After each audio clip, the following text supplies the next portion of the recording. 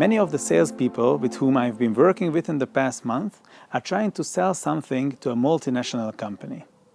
Just like my team back at Vodafone was trying to sell telecommunications and IoT services to large German companies. This is one of the toughest businesses in sales.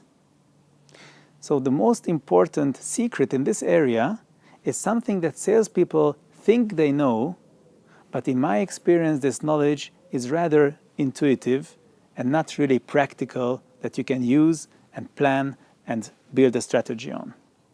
And this knowledge is the fact that on the other side there is not just one person, but a whole labyrinth of people with different needs, different priorities that are even contradicting each other very often.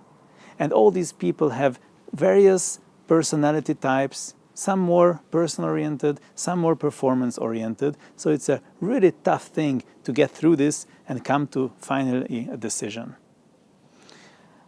The system that I recommend to use is where you build a whole map around that client. You understand that there is a decision maker with whom you're working with. But there are other decision makers too. For example, finance can be a decision maker, or procurement, and of course on the business side, somebody that you're talking with. Then behind that person, there is always an approver who might not be actively involved into the whole process, but at the end, he will be the one who has to sign or who will decide and say, no, we are not interested.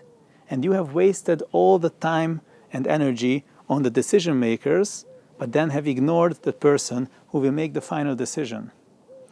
There are people who are the users, and very often when you want to go into a company, you have to first find the pain from the user side before you can go to a decision maker and present to them what the benefits of your service could be.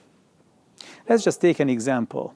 You try to sell an IT system, let's say for HR, at a big bank. You got through the gatekeepers and you're not talking to the HR head. And that person is really excited about your proposal. It will be a HR system that can solve her lots of energy and time. And she tells you, all right, I will take this to a further level, I will check with IT, and I believe that we will have a deal here. But this would be a rather naive thing to think that you're already there, because there are so many people involved. Of course, there is an IT person, let's say a business analyst. There is the IT head. They have totally different perspective on this issue. And let's not forget about procurement, who also have their opinion. If it's a bigger system or a bigger sum, there is even the board, one board member or the entire board who has to approve your deal. And then we have not even talked about people who are influencers of all of these stakeholders. An influencer for your HR person, influencer for IT, procurement, or the board. So what you can do is that you work with coaches, people within the company who can give you information about what's going on, who can tell you the interests of various people and help you with whom you have to talk one-to-one, with which board member it's worth to have a private conversation before the business goes in front of the board. So there's many things you have to know once you are aware that there is a thing called buying center, which is the series of stakeholders and decision makers at that given company. Not long ago, I was talking to a pharmaceutical company about a training for their salespeople. And I was in a quite good position because two of the regional managers and the director of sales have seen one of my presentations, so they already had the trust and they were eager to work together with me.